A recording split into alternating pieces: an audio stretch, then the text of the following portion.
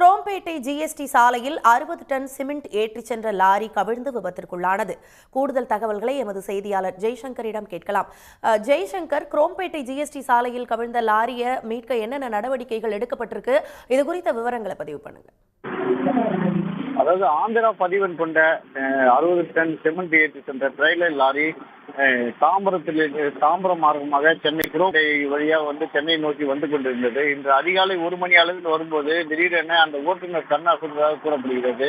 இந்த நிலையில் அங்குள்ள அந்த எம்ஐடி மேம்பாலத்தினோட தூண் மற்றும் அந்த தடுப்பு பகுதியில் வலதுபுறம் மோதி அது பக்கவாட்டில் கவிழ்ந்து சாலையில் குறுக்கே அப்படியே விழுந்து கிடக்கிறது. இதனால் இரவு முதலே போக்குவரத்து போலீசார் கிரேன்களை கொண்டு அகற்றும் பணியில் ஈடுபட்டார்கள். ஆனால் அந்த கிரேன்கள் போதிய பாரத்தை அகற்ற முடியாமல் அந்த கிரேன் கம்பிகள் எல்லாம் துண்டானது. இதனை அடுத்து இப்போது 3 ராட்சத கிரேன்கள் வரவைக்கப்பட்டு சுமார் ஒரு 8 மணி நேரம் ஆகி மீட்பு பணியில் தோல்வி ஏற்பட்ட நிலையில் 3 ராட்சத கிரேன்கள் கொண்டு அதனை மீட்பு பணியில் ஈடுபட்டு வருகிறார்கள்.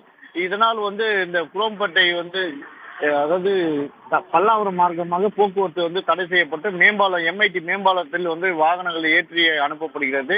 இதனால் இப்பகுதியில் பரபரப்பாக காணப்படுகிறது. இது தற்போதும் அந்த மீட்பு பணி மந்தமாகவே நடக்கிறது.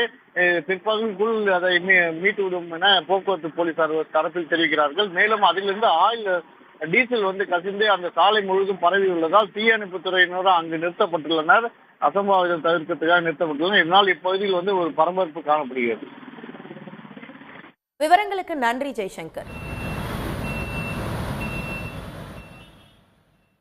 உடனுக்குடன் செய்திகளை தெரிந்து கொள்ள சன் நியூஸ் பெல் ஐகானை கிளிக் பண்ணுங்க.